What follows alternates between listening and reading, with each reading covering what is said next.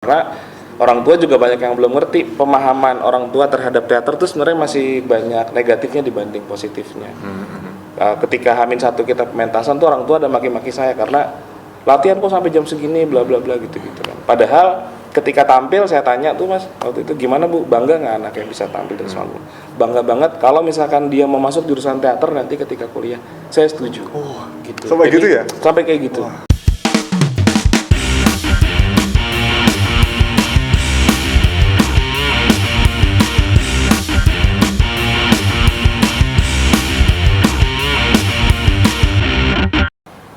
Halo, salam jumpa lagi dengan Berita Teater. Ya, kali ini teman-teman kami kehadiran dua apa ya istilahnya ya? Dua mentor. Waduh. Apa ya? Praktisi di bidang teater anak. Ada Mbak Lui dari Jogja dan ada Mas Indra dari teater teras ya Mas ya? Iya, Teater Anak Nusantara. Teater Anak Nusantara atau Teras Jakarta, tepuk tangan.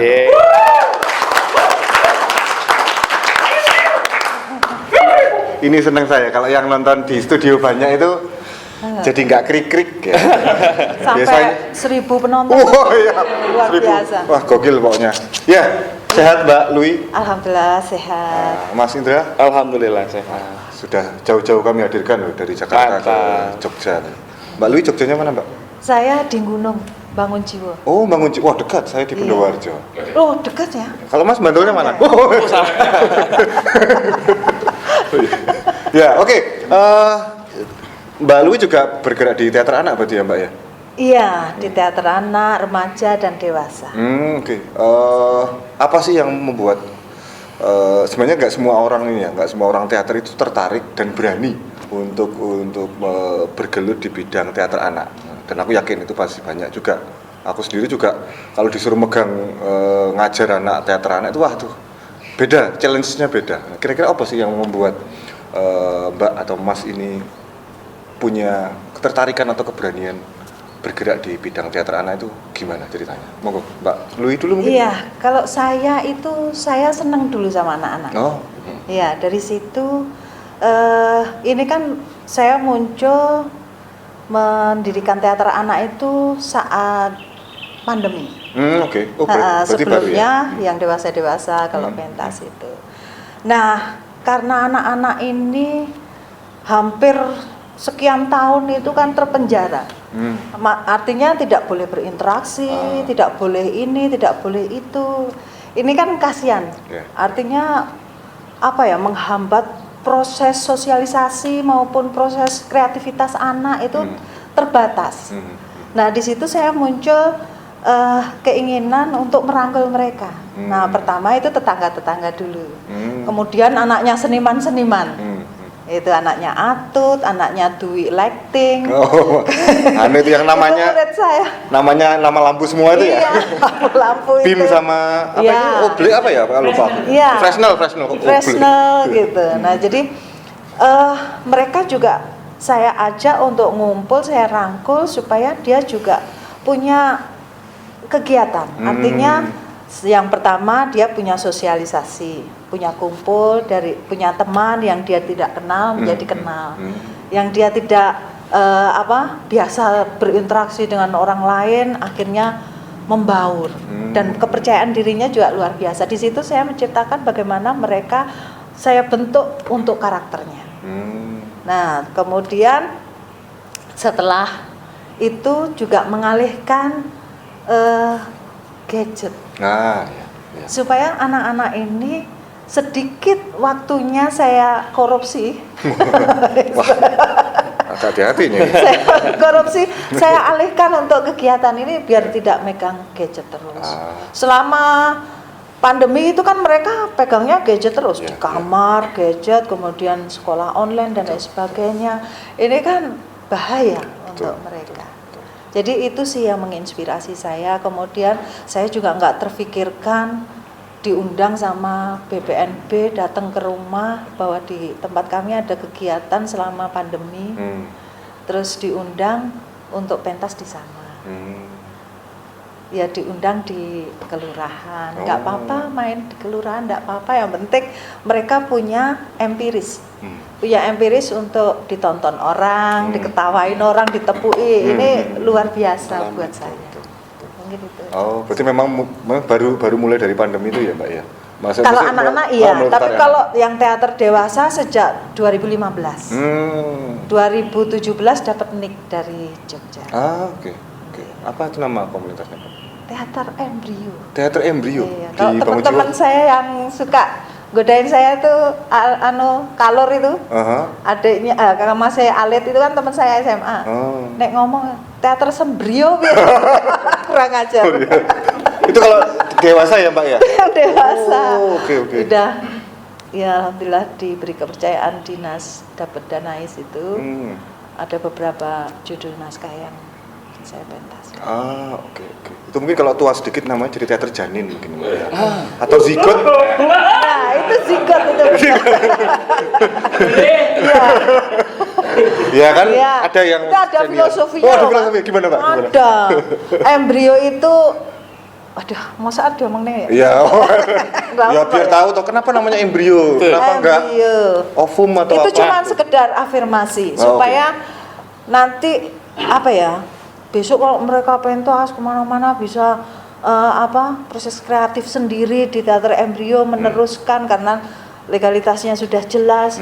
Itu tetap kecil saja. Tetap down to earth lah ya. Iya. Jadi Embrio ini ya simbolik, filosofinya simbol bahwa dia belum apa-apa. Sudah apa-apa pun pokoknya belum apa-apa. Menarik.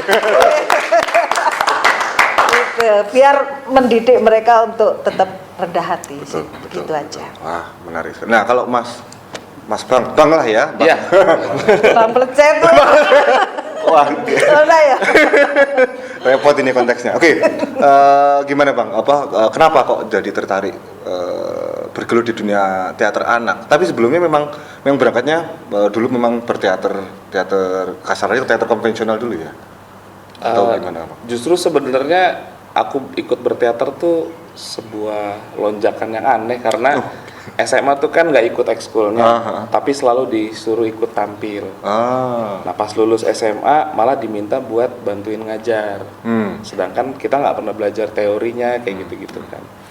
Tapi ternyata setelah ngajar tuh malah jadi memang ketagihan Mas, gitu. Jadi mau nggak mau kan sebelum ngajar kita baca dulu, kita praktekin sendiri dulu. Walaupun aku nggak ikut komunitas kemana-mana, tapi ilmu yang aku dapetin dari baca itu yang aku transfer gitu.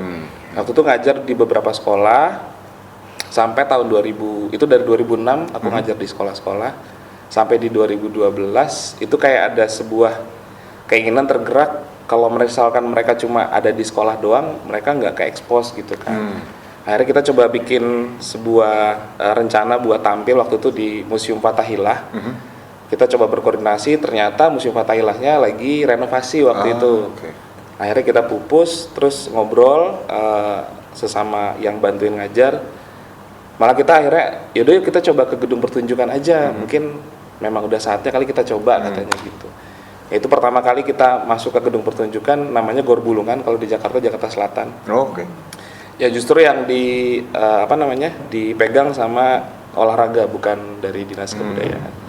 Gitu. Itu pertama kali tampil 2013, jadi setahun setelah rencana. Waktu itu kita namanya Teater Ngamen, baru 1 tahun itu baru. Itu dari 3 SMP, 2 SMA yang kita gabung menjadi sebuah teater namanya Teras tadi, Teater Anak Nusantara. Gitu. Itu pertama kali tampil. Berarti sejak 2015 itu namanya jadi Teras? 2012. Oh 2012? Iya 2012. Oke. Itu usianya rentang waktu berapa Mas biasanya anak-anak di Teras itu? Ya kebanyakan tadi yang dari ekskul-ekskul kan yang kita ambil. Jadi SMP ada yang kelas 7, kelas 8, kelas 9. SMA kelas 10, kelas 11 sama kelas 12. Berarti antara SMP dan SMA ya? Iya. Oke. Nah, baru berjalan setiap tahun ada pementasan. 2013, 14, 15 baru kita open casting. Kita buka casting kesempatan untuk umum masyarakat gitu. Nah, itu baru masuk tuh yang lebih kecil kayak anak SD gitu. Tapi semenjak 2012 itu aku juga ngajar di SD, satu-satunya SD mungkin di Jakarta yang memasukkan muatan lokalnya itu materi teater di sekolah. Gitu. Jadi semakin dekat gitu dengan kondisi anak-anak.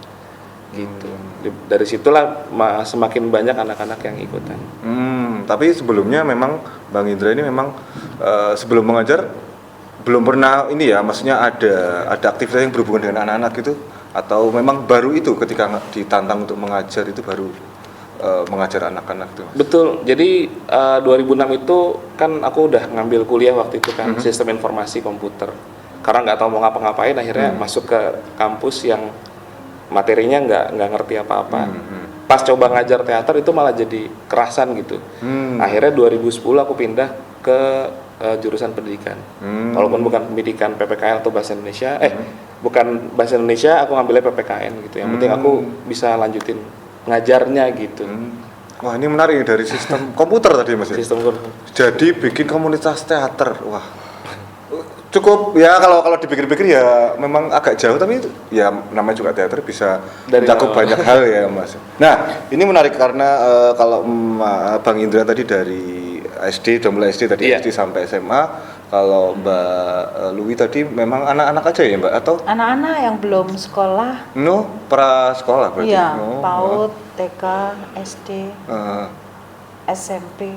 Oh, berarti sampai SMP biasanya? SMP itu cuman beberapa, tapi saya mengajarkan mereka untuk misalkan butuh handprof, handprof gitu, tak suruh bikin apa gitu, gitu. Nanti saya kasih tanggung jawab. Gitu. Tapi kalau anak-anak yang lain, iya main. Berarti sudah mulai, yang SMP itu sudah mulai mereka bikin ini ya, bikin artistik ya? Iya. Bikin dari apa itu damen itu dibikin orang-orangan atau bikin instalasi kayak gitu.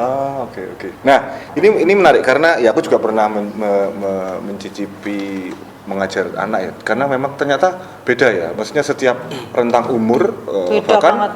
Ya, betul Mbak. Tantangannya luar biasa. Bahkan SMA kelas 1, 2, 3 atau sekarang istilahnya 10, 11, 12 ya.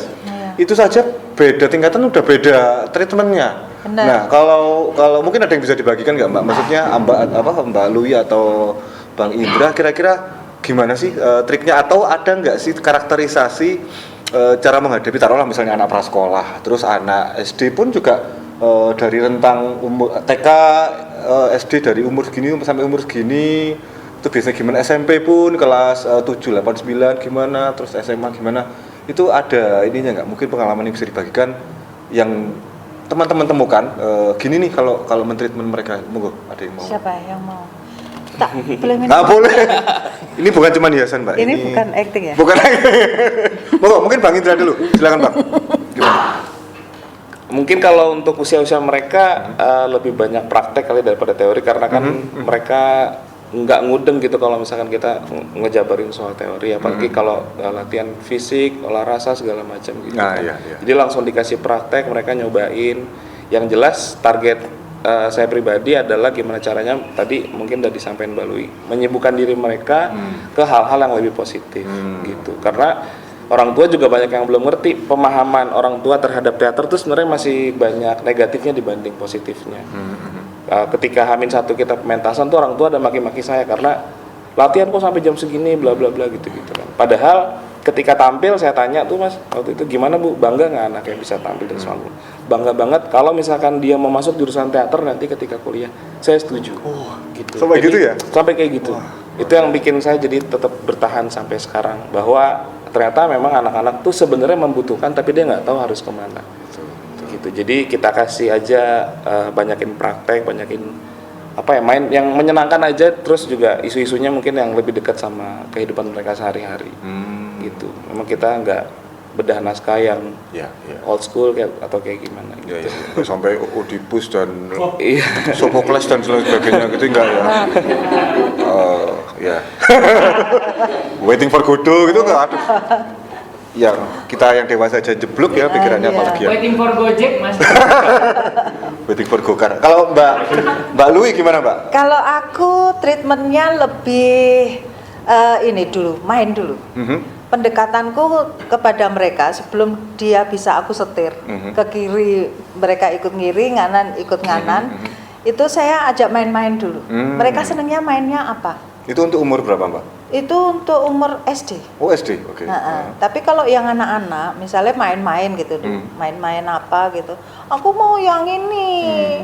Ya ini kan udah dipakai ini, sama ibunya digituin, nangis kayak gitu. Udah biarin aja dulu. Itu mau ngalah nggak, dikasihin adiknya dulu. Jadi saya bikin iklim yang kondusif supaya paham mereka bahwa ini adik kecil, ini kamu yang lebih besar, itu ngalah dulu dan lain sebagainya. Terus kalau setiap hari Minggu saya siapkan buku gambar. Oke. Mereka tak suruh bawa krayon. Gambar sak karepmu. Mau gambar apa silahkan, nggak usah mikir api apa elek. Yang penting kamu berkarya. Terus korelasinya dengan berteater apa, Mbak? Nah, itu nanti dulu. Setelah itu mereka udah mengenal seni dulu. Mengenal seni dulu. Kemudian kalau di teater, waktu kita proses ya, saya harus equal sama mereka. Ya, kadang saya juga harus kayak anak-anak. Jajan, Bului izin dulu ya, mau jajan. Yo, jajan melu. Harus jajan apa gitu. Jajan, ikut jajan gitu. Jadi saya mengikuti pola tingkah laku mereka dulu. Nanti mereka sudah nyaman, enak, baru saya masuk ke hal-hal tema.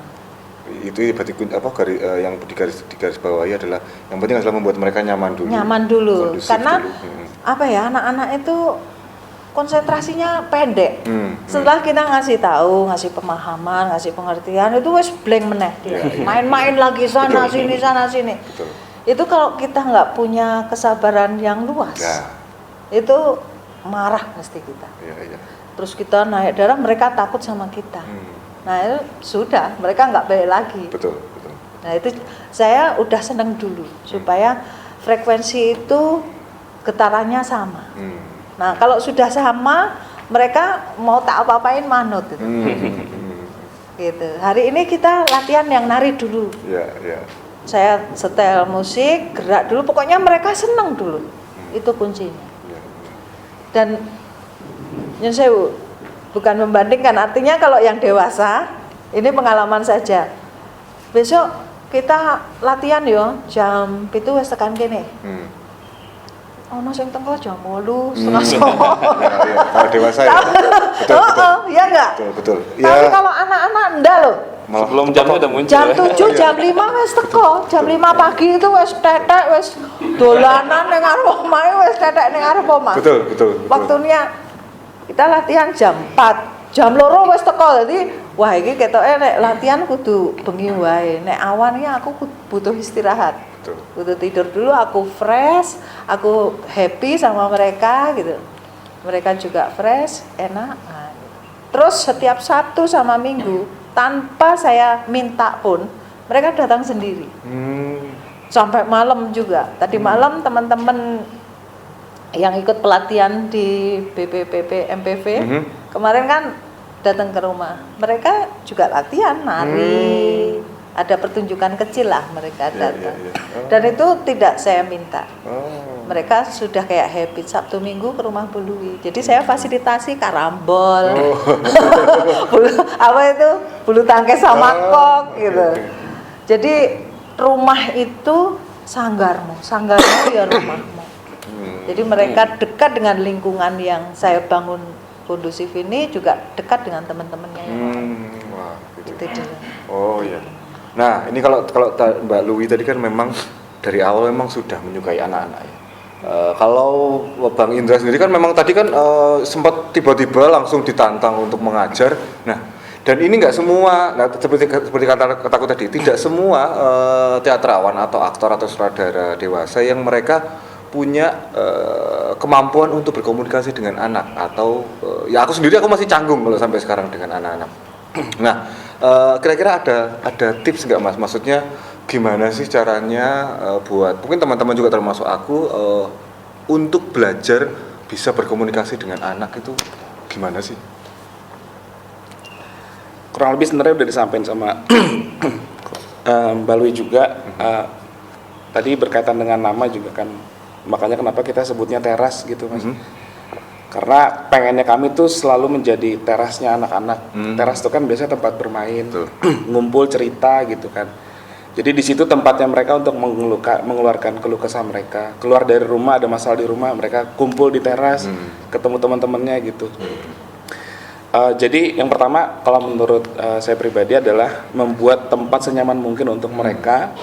Dan yang kedua bukan tempat untuk menjudge mereka. Kalau misalnya kita setiap bikin pementasan, tujuannya bukan menjadi pertunjukan yang sempurna, tapi memberikan effort terbaik mereka tampilin di depan orang tua mereka, teman-teman mereka gitu.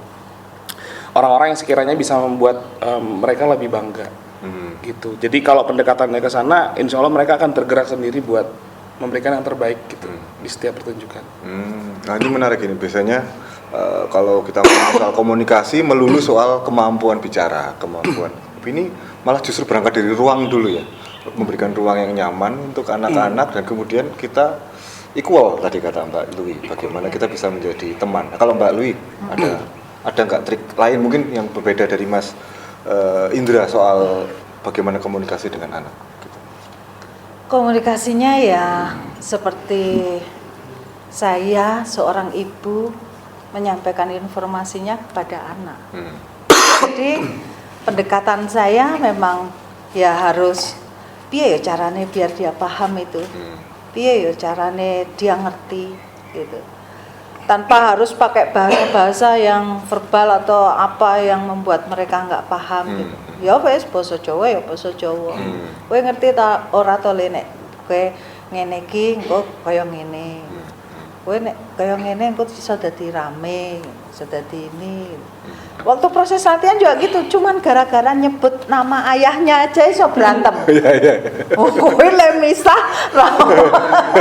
Wes ora iso harus jadi wasit bener, nggak bisa memihak siapapun. Betul. Cuma mereka juga bisa saya rangkul gitu.